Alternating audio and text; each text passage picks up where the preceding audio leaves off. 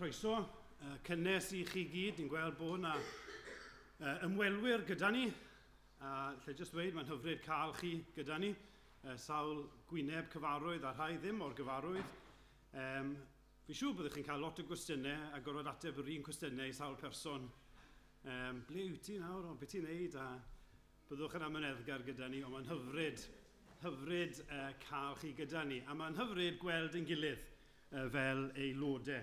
Mor hawdd yw ei anghofio reality pethau. Ysgosil heddi, ni'n siarad am, gyda'r plant nawr, ni'n siarad am Iesu Grist yn dod nôl. Mae'r peth yn arallfydol. Mae'r peth yn anodd dychmygu. Ond mae'n real, mae'n reality. Ac wrth i ni ddod bore yma, ni'n dod ger bron Duw sydd yn fyw. So ni'n gweddio byddwch chi'n profi Duw yn siarad gyda ni gyd bore yma. Emyr sy'n arwain i bore yma.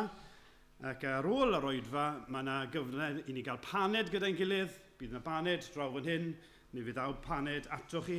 Ac yna am gwarter i 12, byddwn ni'n cael ysgosil i'r plant a'r bobl ifanc yn y cefn a'r oedolion fan hyn. Mae croeso chi aros i hynny hefyd. A wedyn trefn yr wythnos, cwrgweddi fan hyn nos Fawrth, anogaeth i chi ddod i'r cwrgweddi cwarter i 8, paned a sgwrs i'r gwragedd bore di Mercher am hanner awr wedi 10 yn hi nia fi'n credu. Hanner wedi 10 a Lois Adams yn siarad fyna. Nos Iau, trafod emyn gyda Wyn, a wedyn y clybiau dydd Gwener, ac yna dydd Sadwrn, mae yna gyfarfod aelodau, fel chi'n cofio gobeithio, dydd Sadwrn am 3 o'r gloch yma, lle hynny dydd Sadwrn. Ac yna sil nesaf, os dyw ei mynd, bydd Emyr yn arwain y bore a'r hwyr. Ambell i gyhoeddiad pellach, mis yma ni'n casglu ar gyfer Barnabas Aid, a mi fyddwn ni'n sôn rhywfaint am hynny heno. Felly y mis yma, casglu Barnabas Aid. Cyfle i ddiolch, fi'n gobeithio bod chi wedi sylwi yn dod mewn i'r capel. Mae'n gwynto neis, ac mae'n lan iawn yma. Diolch i'r rhai nath helpu ddoi i lanhau y capel i'n gwerthfawrogi eich help chi. Ac yna, just rhagrybydd, ni'n casglu eto banc bwyd, fel chi'n gwybod ni'n helpu efo'r Eglwys Emmanuel, efo banc bwyd, a mi fyddwn ni'n casglu yn yr wythnosau nesaf dyddiad ola yw Mai y 5. Ar ôl Mai y 5, mi fyddwn ni'n mynd ar holl nwyddau draw i Emmanuel, a mae yna restr, sawl restr fan hyn, i chi weld beth sydd angen yn ystod y mis yma. Mi fyddai'n rhoi ar WhatsApp nes ymlaen heddi, ond os chi eisiau taflen, mae yna ddigon fan hyn. Yn credu dyna'r coeddiadau. Gydwch ni ddechrau'r oedfa trwy droi at Dduw. O Dduw ein tad, i ni yn diolch i ti nawr fod rhyddid gyda ni, ddod gyda'n gilydd i daddoli di. Maddau bod ni falle ddim yn llawn brwdfrydydd i wneud hynny. A felly ni'n gofyn ar y ti yn styrio ni nawr trwy'r ysbryd glân i sylweddoli yn braint, i sylweddoli y reality, dy fod ti'n dduw mawr, yn dduw rhyfeddol, yn dduw hyfryd. Ac y byddwn ni o arglwydd yn cael ein anodd peidio a dy ganmol di, a dy glodfori di, yn dad, mab ac ysbryd glân. Diolch am yr arglwydd Iesu Grist. Diolch fod y dydd yma yn atgoffa ni fod e wedi ennill y fuddugoliaeth yn erbyn y diafol, yn erbyn pechod ac yn erbyn marwolaeth. Ac rhyw ddydd byddwn ni'n ei weld yn dod nôl wyneb yn wyneb. O arglwydd, gna'r pethau rhyfeddol yma yn fwy real yn bywydau ni. Siarad trwy dy was bore yma nawr, clod i dy enw, a delia ni os gweli di fod yn dda yn ôl yr amrywiol angen, am bod ni'n gofyn pob peth yn enw Iesu Grist. Amen. Amen. Amen. Diolch Gwydion. Ni yn gwneud rhywbeth mawr bore yma. Oedd Gwydion yn sôn fyna am yr arallfydol. Ni'n gwneud rhywbeth rhyfeddol. Ni'n dod ger bron Duw i'w addoli e. A ni'n mynd i gannu chydig am hyn nawr. Rwydd 44 yn yr atodiad, bydd y geiriau ar y sgrin. Pa fodd meiddiaf nesu a thethau'n dduw mor lan. Dy enw'n sancteiddrwydd, dy natur ysol dan, sut ydyn ni'n gallu nesau at Dduw sydd mor fawr, mor wahanol, mor bir? Mae'r ateb yn cael ei roi yn y trydydd pennill. Eto meiddiaf nesu ar alwad mab y dyn. Fe brynodd im i bardwn a'i werthfawr waed ei hun. Cymerodd ef fy meiau a'i hoelio ar y pren, a gorodd im i'r llwybr o'r byd, i'r nefoedd, wen ni'n gallu dod trwy yr arglwydd Iesu Grist. Felly nawr ni sefyll i ganu mawl dyn gilydd.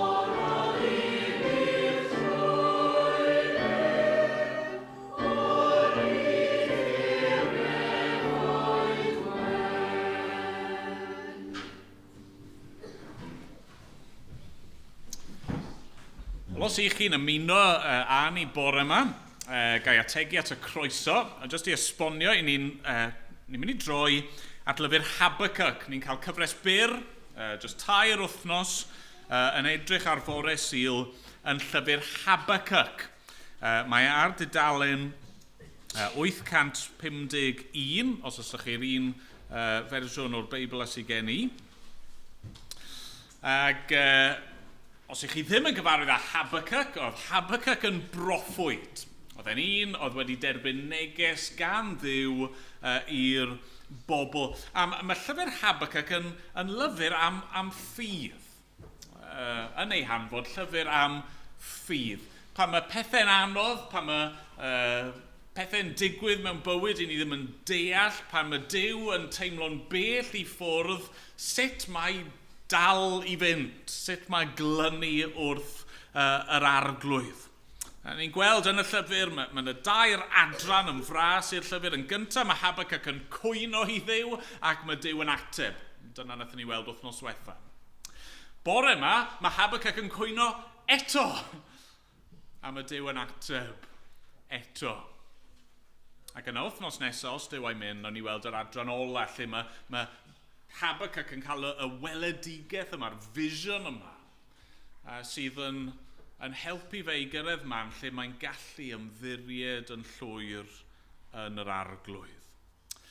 A wedyn, Eto, jyst i esbonio, yn y nosweithi, i ni'n edrych ar rannau o'r Testament Newydd sydd yn dyfynnu Habacuc. Felly, wythnos diwetha, nos Sul diwetha, nathon ni edrych yn Galatied, lle mae Paul yn dyfynnu ran o Habacuc. Heno, byddwn ni'n edrych yn llythyr Paul at y Rufeiniaid, lle mae Paul eto'n dyfynnu o Habacuc. A nos Sul nesa, os dew a'i mynd, byddwn ni'n edrych ar ran o y llythyr at yr Hebreiaid. Ond am nawr, ni'n mynd i ddarllen Habacuc. Ni'n dechrau ym mhenod 1, adnod 12, ac yn darllen ymlaen i benod 2, adnod 20. Dyma air ein Duw ni.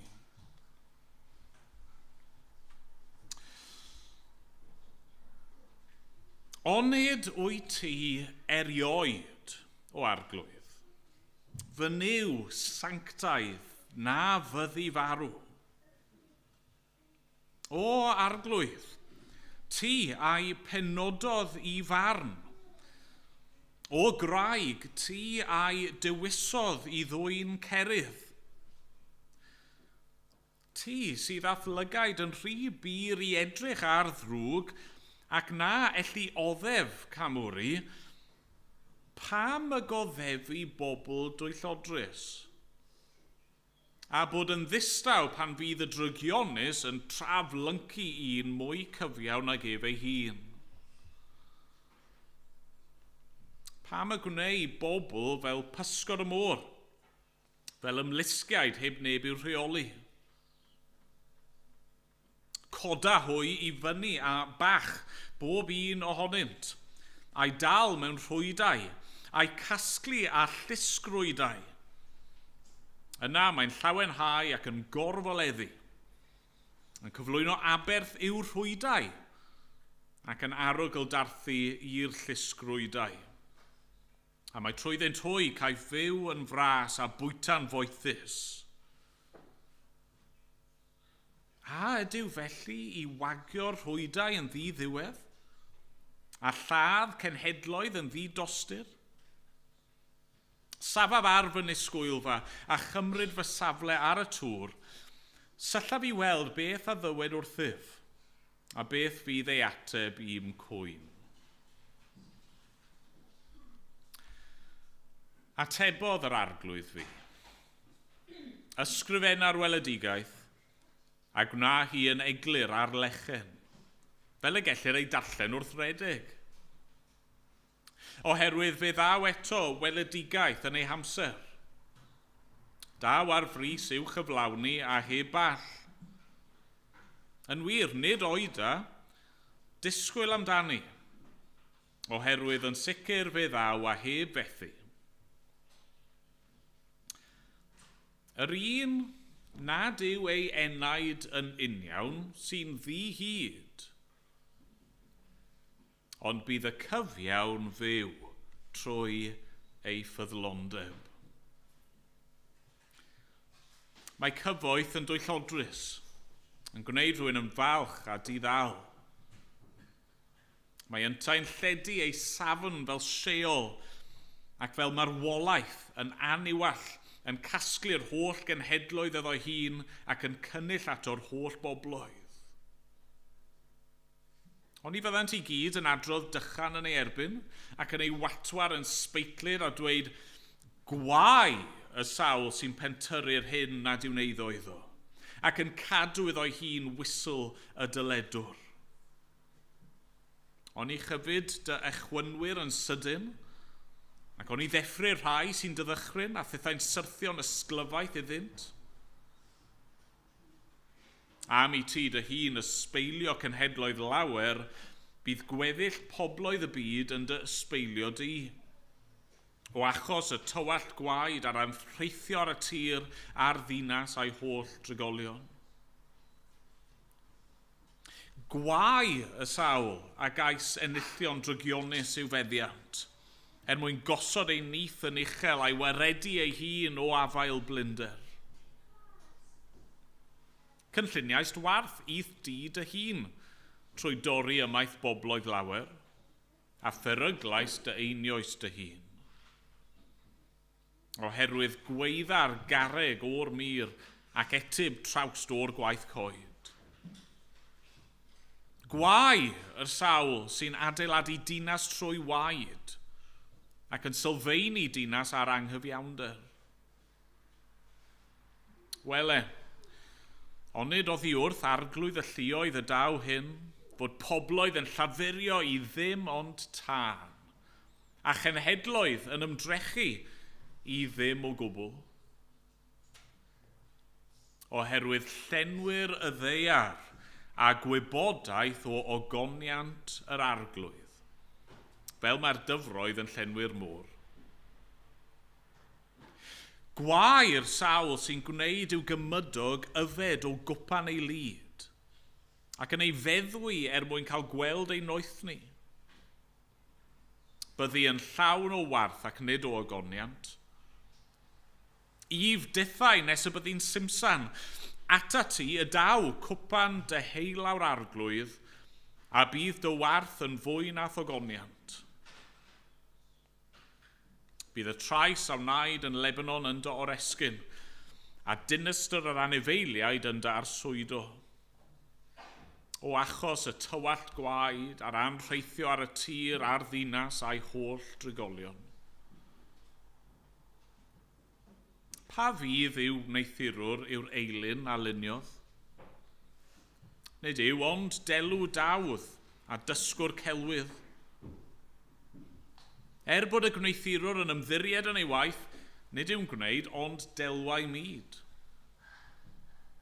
Gwai'r sawl a ddywed wrth bren deffro, ac wrth garreg fyd ymysgwyd. Mae wedi ei amgylchu ag air ag arian, ond nid oes dim anadl ynddo. Ond mae'r arglwydd yn ei deml sanctaidd. Bydded i'r holl ddeiar ymdawelu ger ei fron. Amen. Amen. Ni'n mynd i gael stori'r plant nawr. Diolch.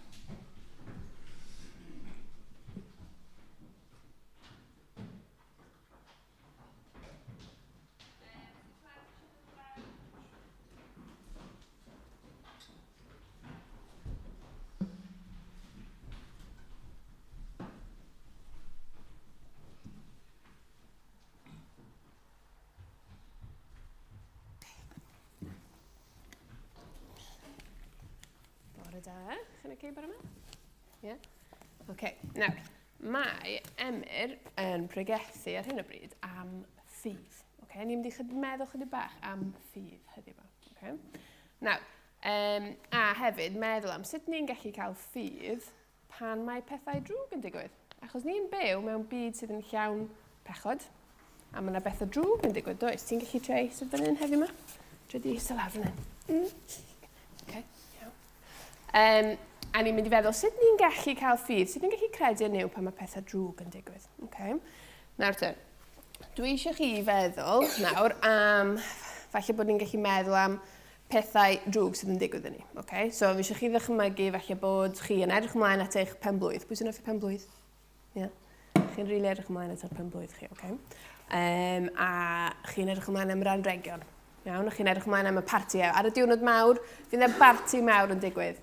Okay? A chi'n rili edrych ymlaen, a nos yn cyn, chi'n bod yn sic. Chi'n bod yn sic, a wedyn ar diwrnod eich penblwydd chi, chi'n teimlo'n sal? Chi ddim hyd yn oed digon da i gael darn o cacen penblwydd? Chi'n sal? A chi'n meddwl, pam bod hwn yn digwydd? Pam? Fi wedi bod yn aros mor hir am penblwydd, a nawr fi'n sal. Mae hwnna'n beth trist, ydy? Neu falle bod ffrindiau'n bod yn gas i chi. Dyna ddim yn neis na. Chi'n meddwl, pam bod nhw'n bod yn gas i fi? Neu falle bod eich tegan, hoff tegan chi yn torri eich i newydd gael e. Mae hwnna'n drist, ydy? Chi'n meddwl, na, pam fi? A ni'n gallu meddwl, achos yn y Beibl mae'n dweud bod Duw eisiau popeth mwyn da i ni. Ydy? A ni'n meddwl, ydy hwn yn dda? Sut mae hwn yn dda i ni? Sut bod Duw yn gallu caru ni os ydy'r pethau drwg yma yn digwydd i ni? Okay?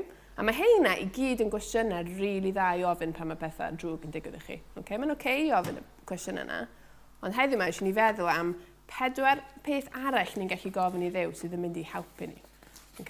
Nawr ten, dwi eisiau gwneud twll allan o bapur.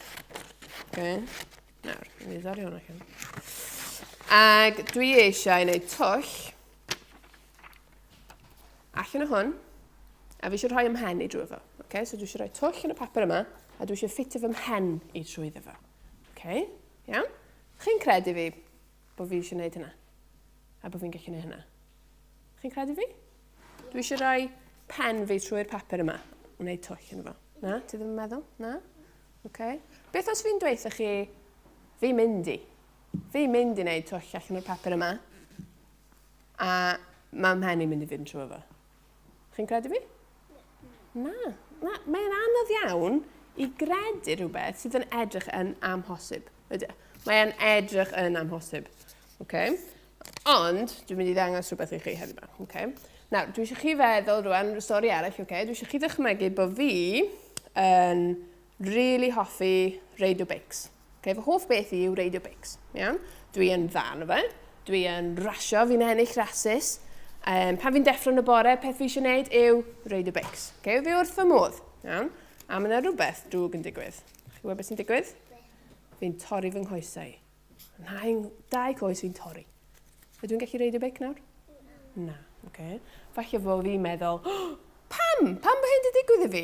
Mae hwn yn ofnadwy. Dwi'n yn edrych fel bod Duw yn gwybod beth mae'n neud. Dwi'n rili mwynhau radio bics. Nawr mae coesau fi wedi torri. Duw ddim yn gwybod beth mae'n neud. Pam bod yn neud hyn i fi? Falle fel chi nawr yn meddwl amdano fi, a chi'n meddwl, di Catrin ddim rili'n gwybod beth mae'n neud. Ydw i'n mynd i allu ffitio ymhen i trwy hwnna? Na. Fi ddim yn mynd i allu hwnna. Ond fi ddim di gorffen eto. A mae Duw yn gymaint yn fwy na ni, ydy e? A mae gyda cynllun i ni, ac bod ni'n gallu meddwl, pam bod hyn yn digwydd i fi, ddim yn gwneud sens, mae Duw gyda cynllun a mae'n gwybod yn fwy na ni, ydy e? Ond, eisiau chi feddwl nawr, dwi wedi torri'n nghoesau, 2 coes wedi torri, a mae gen i bach fwy o amser nawr, so fi yn darllen bach mwy. Ac falle bod fi'n gweddio mwy, a bod fi'n darllen y Beibl mwy, a fi'n gweld fy hun yn dechrau dod yn agosach at Dduw. Nawr, mae hwnna'n beth da. A wedyn, fi'n dechrau, mae gen fi lot o amser, fi ddim yn beicio gymaint dim mwy, felly fi'n dechrau tynnu lluniau. A fi'n ffeindio, fi'n mwynhau hyn. A dwi'n cael ymlaen i tynnu lluniau, a dwi'n dod yn rili dda yn tynnu lluniau. A wedyn, dwi'n rili mwynhau tynnu lluniau, hyd yn oed yn fwy nag oeddwn ni yn mwynhau radio bics. Nawr, ydych chi'n meddwl byddwn ni wedi gallu ffeindio hwnna mas os byddwn ni ddim wedi torri coesau fi? Na. So, mae rhywbeth da wedi dod allan o'r ffaith bod fi wedi torri coesau. A doedden ni ddim yn gwybod hynna cyn. A mae Duw'r un peth, mae Duw yn gwybod yn well na ni. Bych chi'n meddwl bod fi'n edrych... Bych chi'n meddwl bod fi'n mynd i allu ffordd o'i mhen i dro na? Na? Yn siŵr? Achos chi'n gwybod beth, mae gen fi adnod fan hyn nawr. Fyddwch chi'n cael hwn heddiw yma, lliwio. Fi ddim wedi gorffen eto. Mae rhywbeth dal i ddod. A mae'r adnod yma yn dweud bod Duw yn gwybod gymaint fwy na ni a mae e'n berffaith. Mae'n gwybod beth mae'n neud. So bod ni'n gallu gofyn, be mae Duw yn neud? Mae e'n gwybod. Y Duw hwn, mae'n berffaith ei ffordd. Ac mae gair yr arglwydd wedi brofi'n byr. A mae ef yn darian i bawb sy'n llwchesu ynddo fe. Mae Duw yn gwybod beth mae'n neud. A ni'n gallu trystio fo, ni'n gallu cuddio'n Iesu Grist a trystio bod e'n gwybod beth mae'n neud. Hyd yn oed pan mae pethau drwg yn digwydd i ni. Achos mae rhai pethau da yn gallu dod allan yn fe. Fel, fi yn ffeindio allan bod fi'n wych yn tynnu lluniau ac yn gallu gwneud hwnna. Nawr, so mae gen i fi rai cwestiynau i ofyn allan o ddau yna. Un o'r cwestiynau, helpa fi gredu bod ti'n gwybod beth sydd ora. Helpa fi gredu hyn bod Duw yn gwybod beth mae'n neud. Ac, beth wyt ti eisiau neud yn fy mywyd i? Cyn i fi torri'n nghoesau i, be o'n i eisiau neud oedd radio bics. Ond falle ddim dyna beth oedd cynllun Duw amdano fi. Felly ni'n gallu gofyn i Dduw, beth wyt ti eisiau i fi wneud yn y mywyd i? Dwi'n cael ymlaen efo hwn. Nawr, mae gen i 2 cwestiwn arall gallwn ni wneud. Nawr, dwi yn mwynhau tynnu lluniau, ond dwi dal yn colli beicio. Fi'n dechrau mynd yn drist am y ffaith bod fi'n methu mynd ar y bics. A chi'n gwybod be, mae coesau fi'n mynd yn waith. Dyn nhw ddim yn gwella'n iawn, maen nhw'n mynd yn eich a fi, a A mae'r doctor hyd yn oed yn dweud, falle fydde ti ddim yn gallu beicio eto. Chi'n gwybod beth? Fi'n dechrau teimlo yn really drist. Nawr, fi'n dechrau teimlo yn flin. A wedyn fi'n dechrau gwneud pethau felly sydd ddim yn dda iawn. Felly bod fi yn gweld Elsie. A mae hi'n redeg o gwmpas. A mae hi'n mynd ar y beic. A dwi'n meddwl, dwi'n ddim yn deg. Dwi'n mynd cael mynd ar y beic. Mae Elsie'n cael. Dwi'n ddim yn deg. A felly dwi'n dechrau bod yn gas i Elsie. Yn dweud, ti ddim yn dda iawn ar y beic. Dwi'n dechrau bod yn gas. Achos bod fi yn brifo. A mae hwnna'n gallu digwydd i ni weithiau. Pan mae pethau drwg yn digwydd i ni, mae pechod tu mewn i ni yn gwneud i ni wneud pethau drwg hefyd. Ac felly un o'r cwestiynau eraill ni'n gallu gofyn i Duw yw, helpa fi i fyddhau i ti. Achos ni'n gwybod mae Duw yn gwybod beth mae'n gwneud. Mae eisiau ni trystio ni. Trystio Duw, felly helpa fi i fyddhau i ti. Fel bod ni ddim yn gwneud y pethau drwg yna. Nawr, chi'n cofio beth nes i ddweud bod fi eisiau gwneud twll allan o hwn? Chi'n cofio bod yn edrych yn eitha sili? Ie? O'ch chi ddim yn meddwl bod fi'n mynd i allu gwneud hynna? Na? Wel, oeddech chi, felly'n cwestiynu fi, yn meddwl be mae Catrin yn gwneud. Mae'r twll na'n tiny mae hi'n gwneud fan'na. Dwi'n ddim yn mynd i weithio. Ond mae Duw yn gwybod gymaint fwy na ni. A mae e'n gallu dangos i ni sut mae e'n gallu gwneud o weithio. Edrych? Iawn. Wwp! Ie. A dwi wedi gwneud twll sydd ddigon fawr? Dwi'n OK.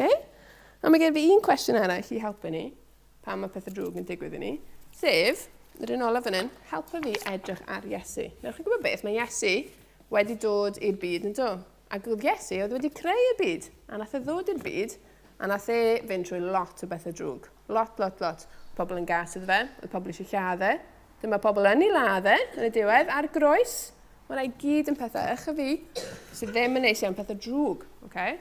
Ond nath o wneud e fel bod ni, fel bod ni yn gallu cael yn achub. Fe, 2 funud arall, okay? A nath o wneud e fel bod ni yn gallu cael yn achub. Dwi angen help ti mewn munud, okay? Iawn. Ac oedd pobl o gwmpas yn edrych, be mae Duw yn wneud? Pam mae'r dyn yma sy'n dweud bod yn Dduw yn marw ar y groes? Mae Duw yn gwybod, achos mae e'n gwybod am rhywbeth gwell. Be ni'n gallu edrych ymlaen at? Pam bod Iesu wedi achub ni? Fel bod ni'n gallu bod yn ffrindiau gyda Duw eto, ni'n gallu edrych ymlaen at y nefoedd. Okay? A mae Duw, fi eisiau, iawn i ddangos i chi nawr, mae Duw yn gallu gwneud pethau'n fwy na hyd yn oed pethau ni'n dychmygu. Okay? Nes i ddweud bod fi eisiau rhoi ymhenni drwy hwn, okay? Trwy'r twll bach yna. A fi wedi gwneud hynna. Ond mae Duw hyd yn oed yn gallu gwneud pethau hyd yn oed mwy, ni ddim yn hyd yn oed yn disgwyl. Chi fi'n mynd i weld, dwi'n gallu rhoi moli trwy hwn i gyd, chi'n meddwl. Allan o'r papur bach yma, ti'n yma moli? Falle? Ie? Heb torri fe. Wedw! Gymaint o fwy na ni, mae'n gwybod gymaint yn fwy na ni, ni yn gallu trystio fe pan mae'n dweud bod e'n mynd i achub ni a bod e'n gwybod beth mae'n neud. Felly ar y daflen yma, mae gen i ni adnod ar y top. Iawn, chi lliwio fo mewn. Mae gen i ni'r cwestiynau fyna. Mae yna adnod ar y gwylod fan hyn, lle mae'n dweud, gwyddam fod Duw ym mhob peth yn gweithio daioni gyda'r rhai sy'n ei garu. Mae eisiau dar yn cyfer ni. Okay. A gallwch chi, unwaith chi orffen hwn, chi lliwio fo ddyrno fo, neu edrych yn fwy neis. A gallwch chi sticio fo fyny yn sefyll chi, a wedyn tro nesaf mae rhywbeth drwg yn digwydd i chi, a chi'n meddwl, pam bod hyn yn digwydd i fi? Chi ddod at hwn, edrych ar yr adnodau, a meddwl am y cwestiynau. Okay. Chi wedi bod yn wych, diolch. Chi gael un o'r reing yn mynd gyda chi, okay? Diolch yn fawr iawn. Okay, gallwch chi fynd nôl i eistedd nawr ar ôl chi gadael yn papur.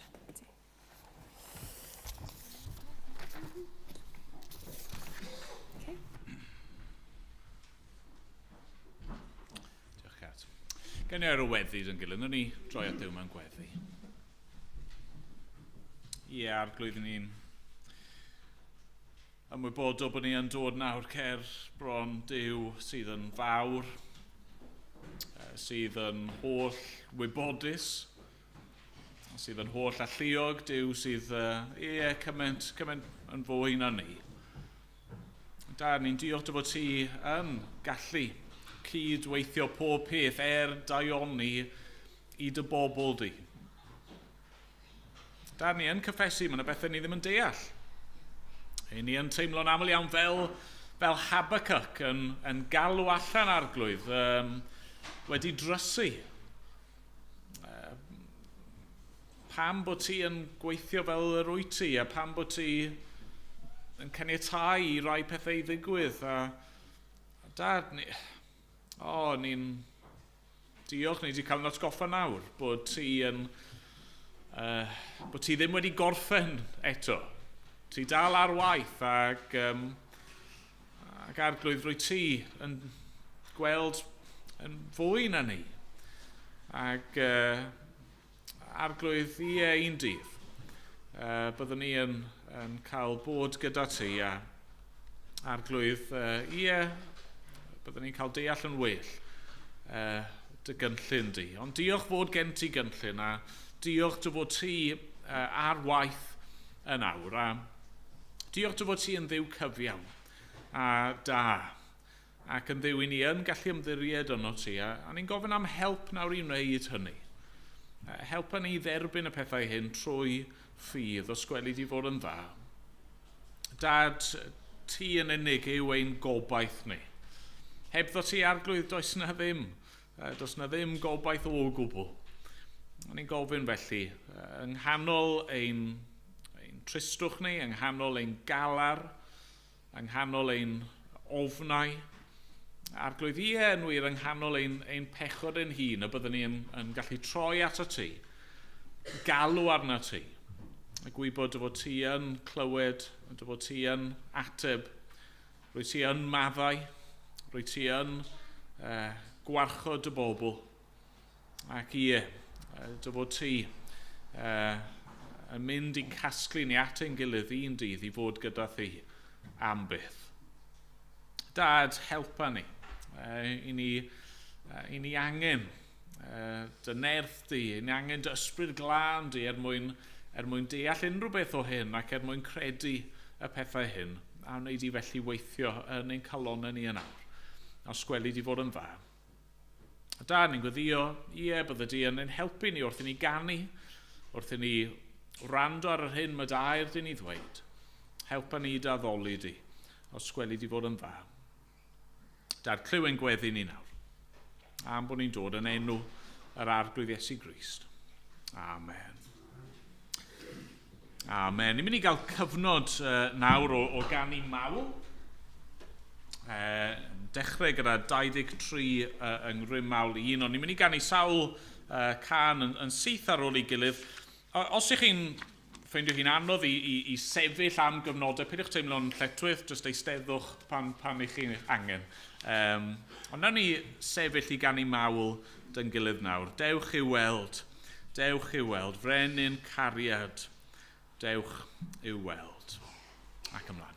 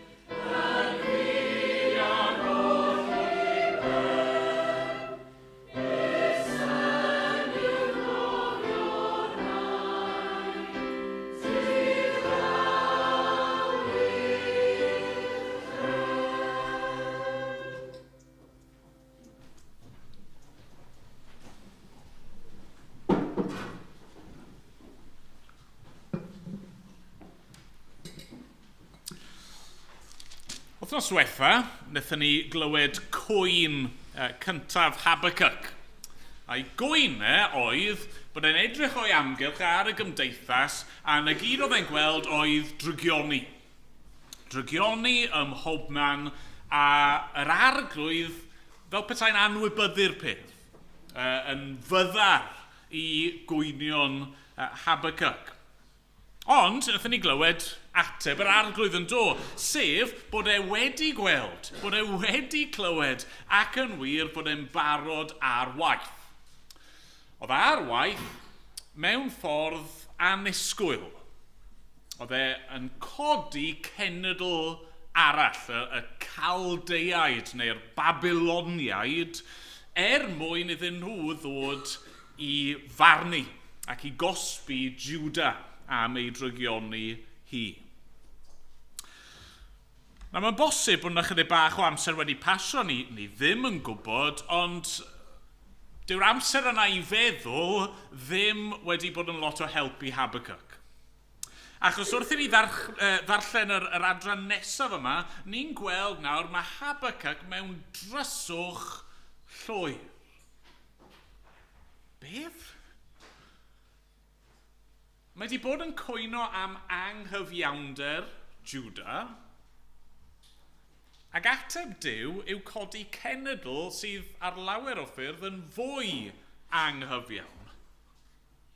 Mae wedi bod yn cwyno fod pobl Juda yn ymddwyn yn ddi-dduw, heb dduw, a nawr mae'r genedl arall yma'n codi sydd yn meddwl amdano nhw eu hunan fel Duw.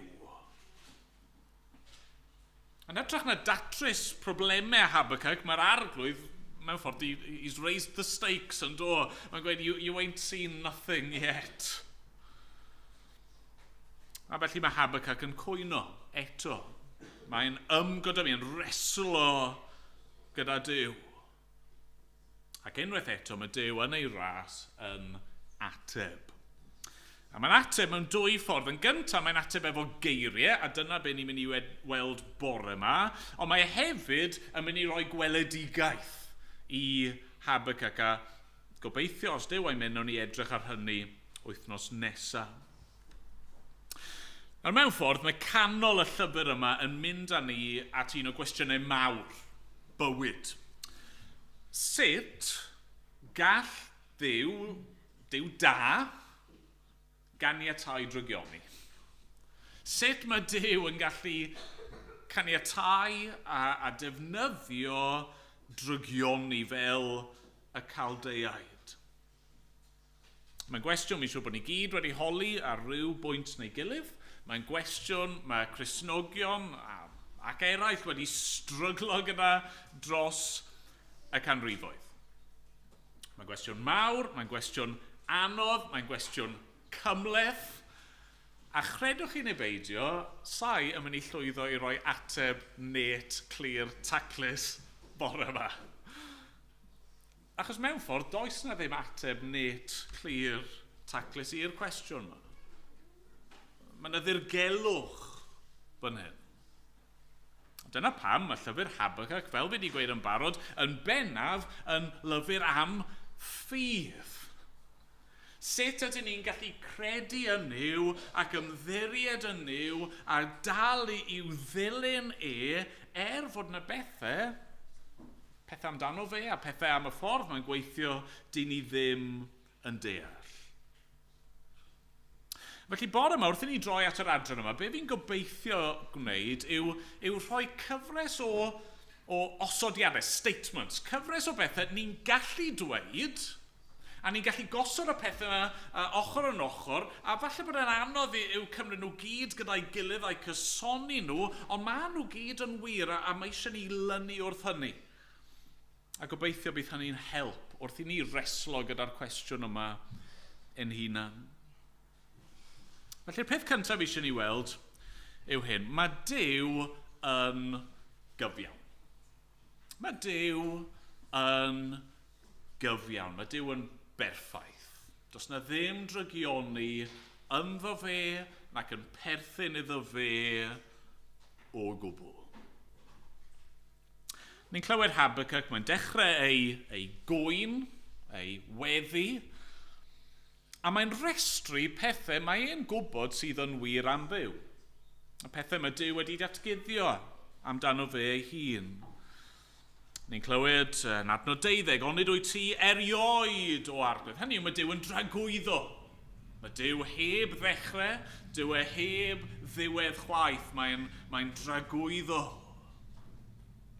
O arglwydd fynyw sanctaidd, mae Habacuc yn dweud. Mae Duw yn sanctaidd, mae e'n wahanol, mae e ar wahân, mae e mewn categori gwbl unigryw i bawb a phopeth arall. Fynyw sanctaidd na fyddi farw, mae Duw yn anfeidrol. Hynny yw, yn ei natur, Duw ddim yn gallu marw na dioddef na cael ei giro gan neb arall. O graig, mae Habacuc yn galw Duw. Y craig, y garreg, yr un sydd yn gadarn ac yn sicr a ddim yn newid.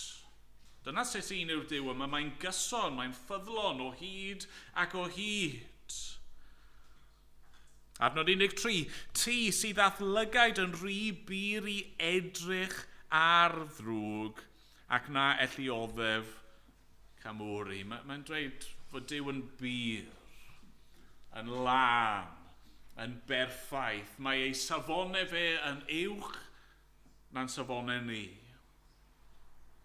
Nawr, mae mwy gallwn ni ddweud am Dduw, bydda Habacuc wedi gallu gweud mwy am Dduw na hyn, ond dyma lle mae'n dechrau.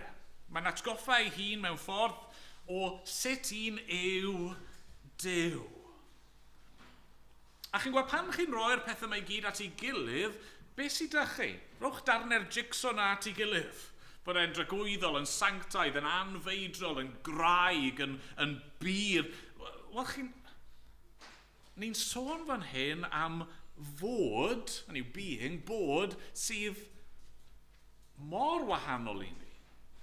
Cymaint yn fwy na ni, dyw e ddim yn syndod fod na bethau amdano fe a'r ffordd mae'n gweithio sydd tu hwnt i'n deall ni.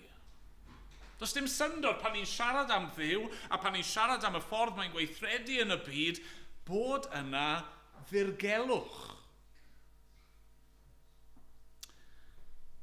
Cwestiwn i chi. Ydy bacteria yn gallu deall meddwl morgrugyn? Wel na, wrth gwrs ddim. Mae morgrugyn yn llawer fwy a fwy cymhleth a fwy clyfar na bacteria.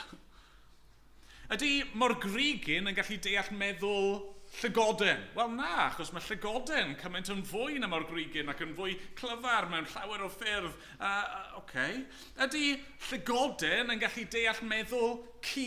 Wel na, achos mae ci, fi'n gwybod, mae yna dog lovers yn implygu, mae ci yn llawer fwy clyfar ac yn gallu gwneud cymaint mwy na llygoden. Ydy ci yn gallu deall person? Wel, maen nhw'n hyfryd ac yn gallu bod yn man's best friend, maen nhw'n dweud, ond dwi'n methu deall person. I ni cymaint yn fwy na chwn. Wel, ydyn ni felly yn gallu deall meddwl Duw?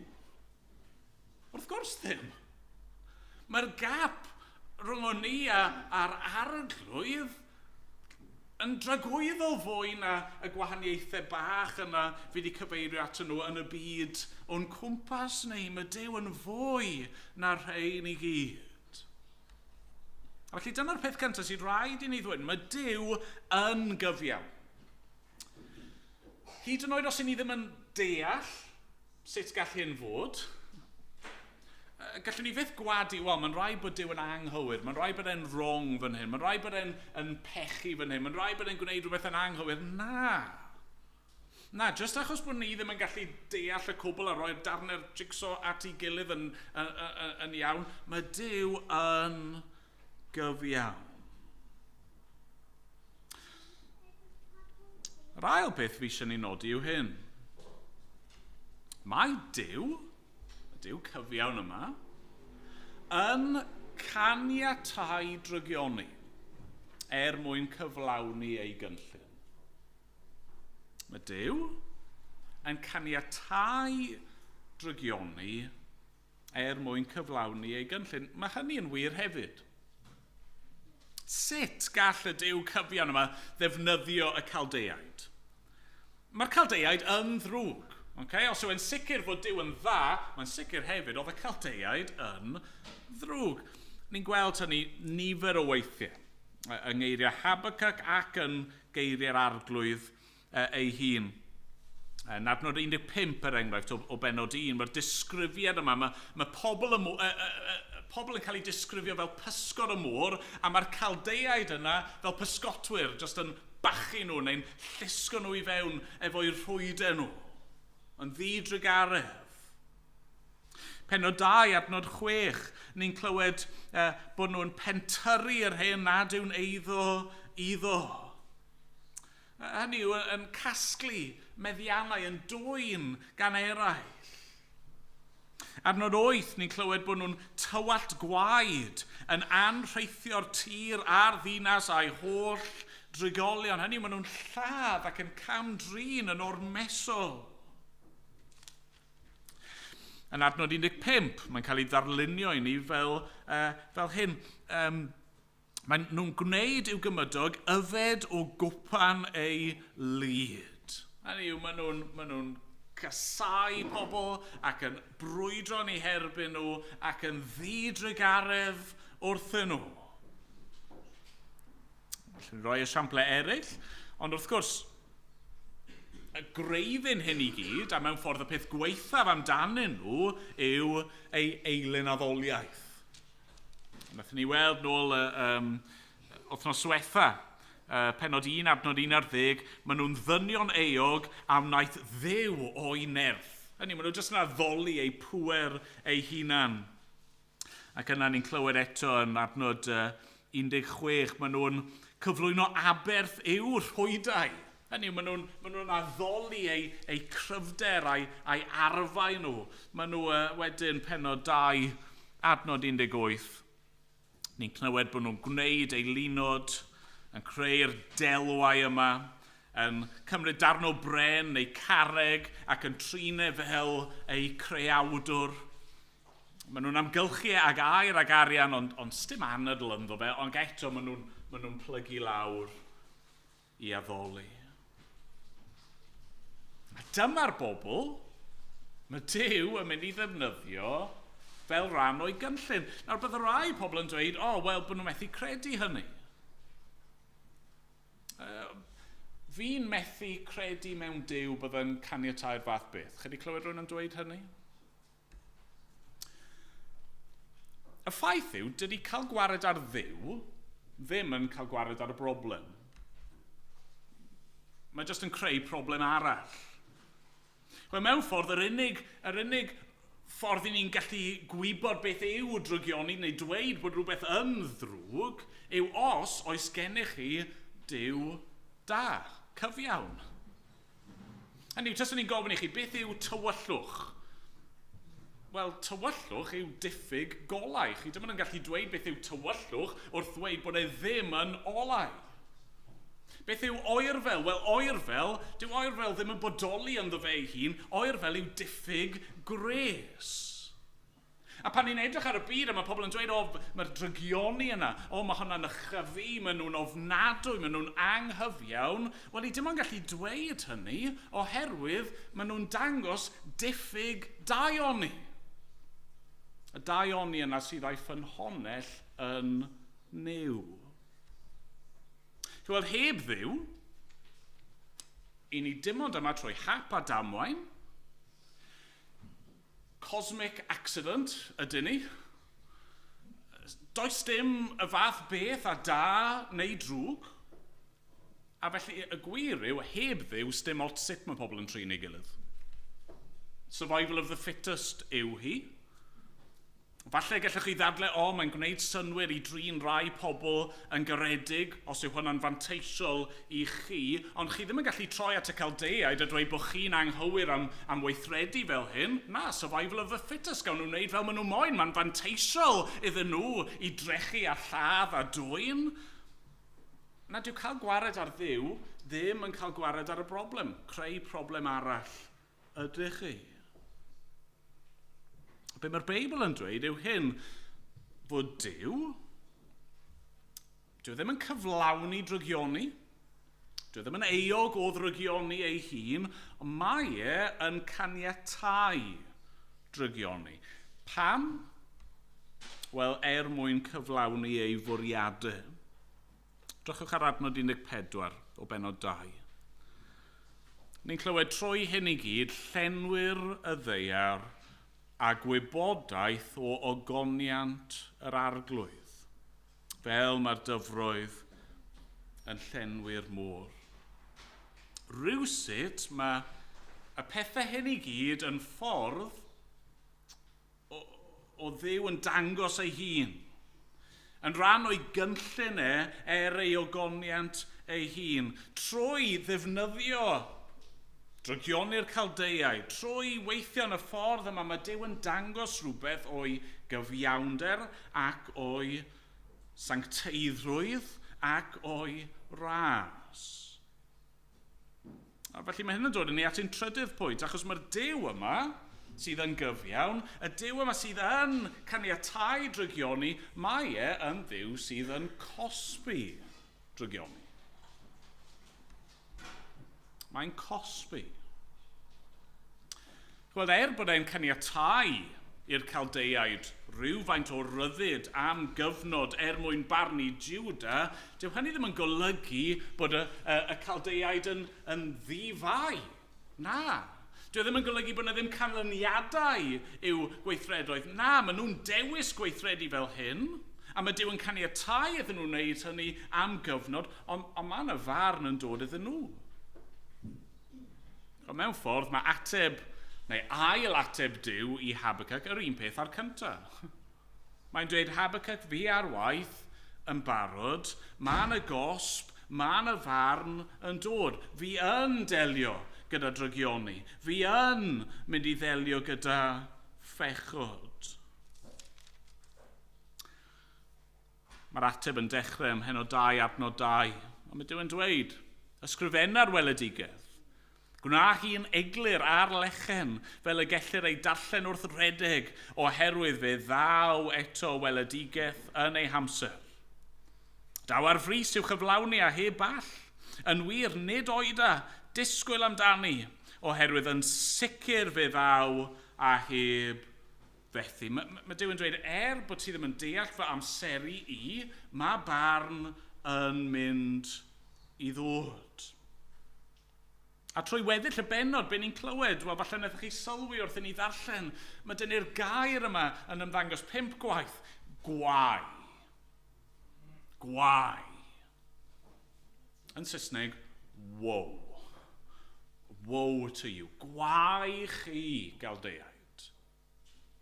Achos mae barn yn dod.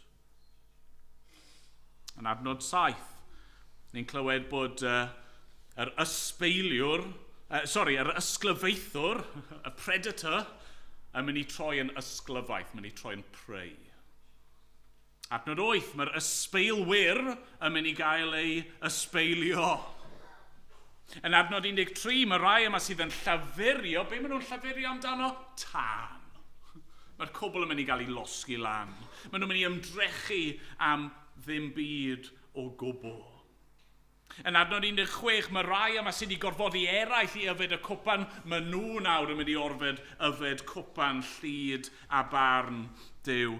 Mae rai yma nawr sydd wedi ymddiried mewn ei lunod, un dydd fydd yn amlwg i bawb, mae un Duw sydd. Adnod 20, mae'r arglwydd yn ei deml sanctaidd.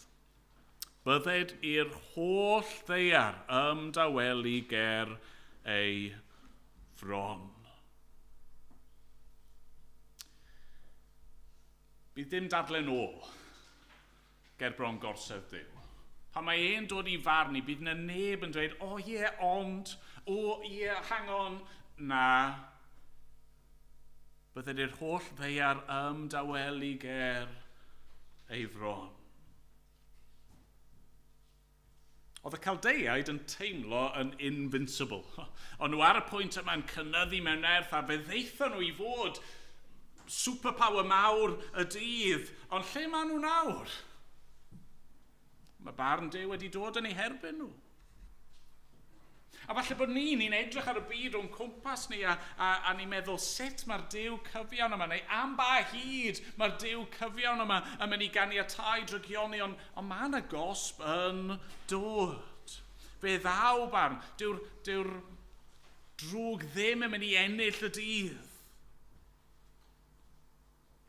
Rai chi'n gweld nawr yn cyflawni gweithredoedd ofnadwy a dyn nhw ddim yn cael ei dal, a dyn nhw ddim yn cael ei arestio, dyn nhw ddim yn cael ei carcharu, dyn nhw ddim yn cael ei cosbi, dyn nhw ddim yn mynd i ddianc. Mae'r arglwydd yn mynd i alw pawb i gyfrif un dydd. A mae hynny'n beth gwych, mae hynny hefyd yn beth brawychus yn dydi. Achos y reality yw fel, fi'n gobeithio na ni weld heno, oedd Habacuc ddim yn berffaith chwaith oedd e. Ond ni ddim yn berffaith. Ac ar y dydd mawr ac ofnadwy yna, byddwn ni hefyd yn cael ein galw i gyfrif am ein drygioni ni. Ond fan hyn ni'n dod i'n pwynt ola ni. Achos yng nghanol y cwbl, mae yna obaith. Y pwynt ola ni yw hyn, mae Duw yn achub.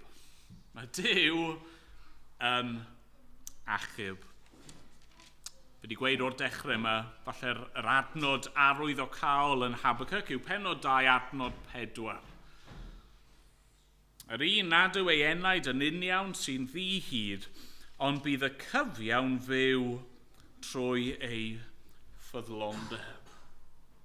Be ni'n clywed fan hyn yw mae yna ffordd i fyw, i beidio marw, i beidio mynd i ddistryw, i beidio gwynebu barn a cosb a melltith Duw, ond yn hytrach i gael bywyd. Sut? Wel, trwy ffydd neu ffyddlondeb. Mae'r gair yn gallu golygu'r y naill neu'r llall.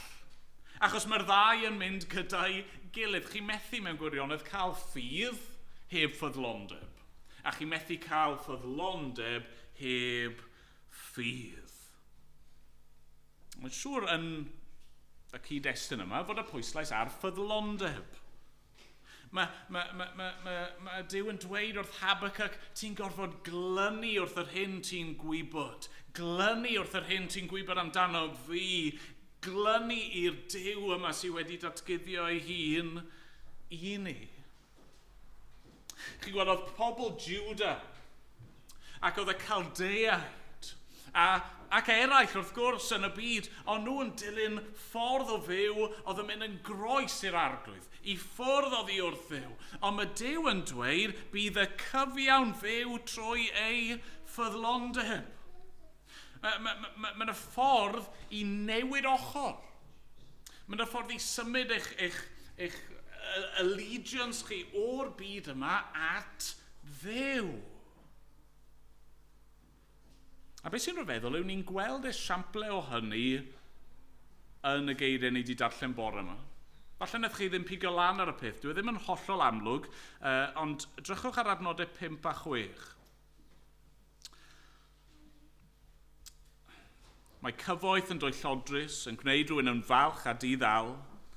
Mae yntai y Caldeaid yn lledu ei safon fel Sheol, fel marwolaeth yn aniwall, yn casglu'r holl genhedloedd iddo hun ac yn cynnyll ato'r holl bobloedd. So mae y Caldeaid yn mynd i fod yn concro a reibio y bobloedd gwahanol yma. Adnod 6, oni fyddant i gyd yn adrodd dychan yn ei erbyn, ac yn ei watwar yn sbeitlyd a dweud gwai. Hynny yw, pwy sydd yn cyhoeddi gwai yn erbyn Babylon? Pwy sy'n cyhoeddi barn yn ei herbyn nhw? Wel, mewn ffordd, yr cenhedloedd yma sydd wedi cael ei gormesu. Un o'r pethau mae dioddefaint yn gallu gwneud i ni, ac oedd pobl wedi dioddef dan y Caldeaid, un o'r pethau mae dioddef yn gallu gwneud yw gyrru ni i anobeithio yn y byd ac ymddiried yn nhw. A fan hyn, i ni'n clywed fod y posibilrwydd yna. Nid jyst i Juda, i edifarhau a ceisio Duw, ond i'r cenhedloedd eraill. I droi o'i pechod, i stopo trysto yn pethau'r byd yma ac i lynu wrth yr arglwydd. Mae yna rai sydd yn mynd i gael eu hachub. Nawr, nawn ni feddwl fwy am hyn, a sut mae hyn yn digwydd heno, gobeithio. Fi eisiau rhoi rhan o'r ateb i ni nawr.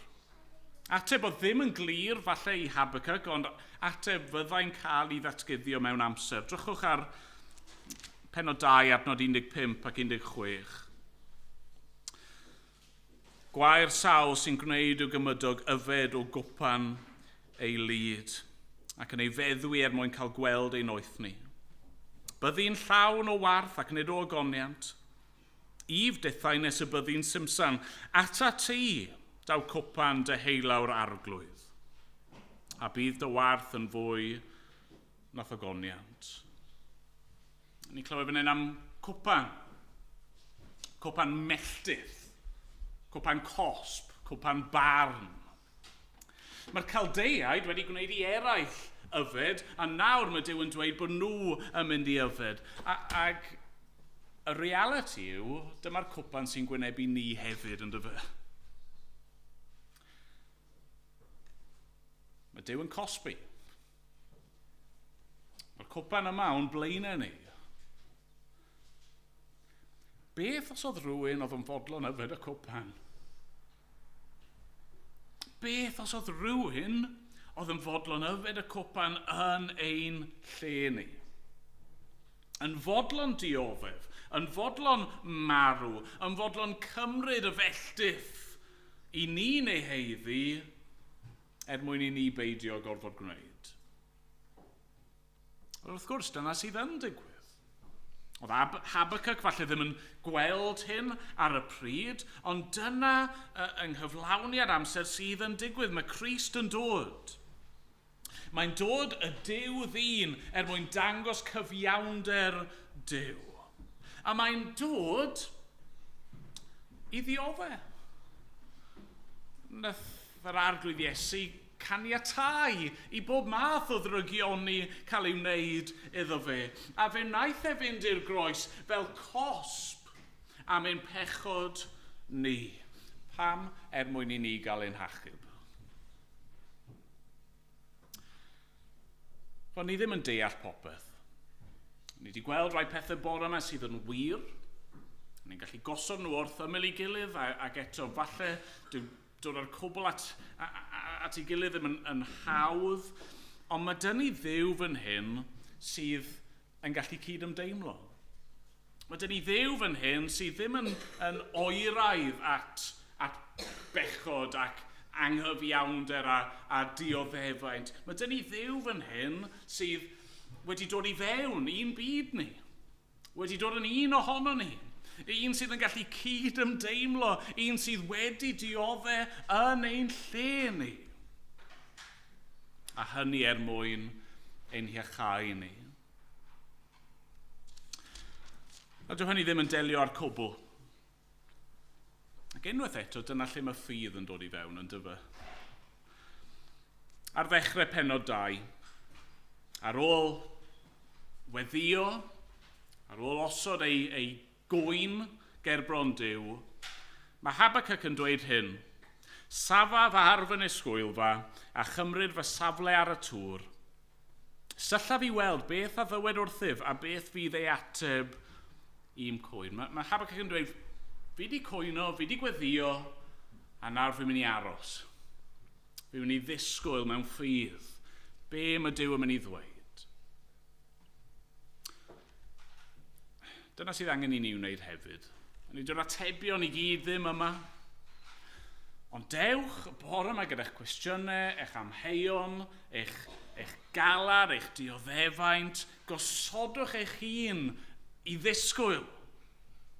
Mae'r ateb mynd i ddod. Fe fydd yr arglwydd yn siarad. Mae wedi addo gwneud. Mae wedi gwneud trwy'r arglwydd Iesu Grist. Diolch iddo. Amen. Amen.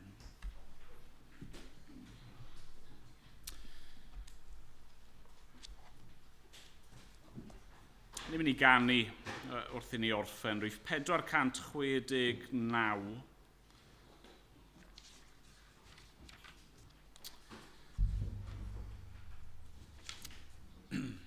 Nathon ni ganu'n gynharach ragluniaeth fawr yn ef, mor ryfedd yw. Mae'n bethau am waith Duw i ni ddim yn deall. Ond mae pennill 4 o be ni'n mynd i ganu nawr yn dweud hyn, ragluniaeth fawr yn ef o'n plaid. Falle bod ni ddim yn deall ond mae o'n plaid ni. Ei holl olwynion tri. A gorau'r môr pe byddai rhaid. Mae'r afael sicra fri. Nawn ni sefyll i ganu.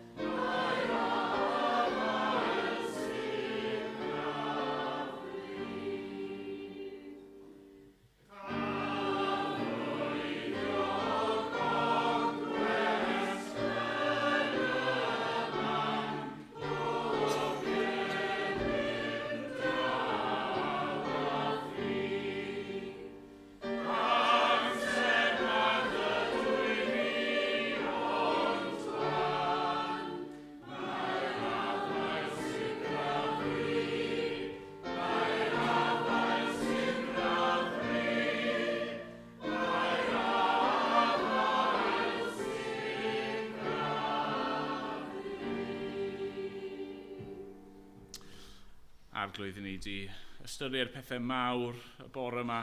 Ni'n gofyn nawr am dy help di i fyfyrio ar yr hyn ni wedi glywed, i beidio mynd ac anghofio amdano fe'n syth. Helpa ni i ddeall, helpa ni i gredu. Nawr bydded i ras ein harglwydd Iesu Grist, a chariad Duw a chymdeithas yr Ysbryd Glân, aros gyda phob un ohono ni, o'r awr hon ac hyd byth. Amen.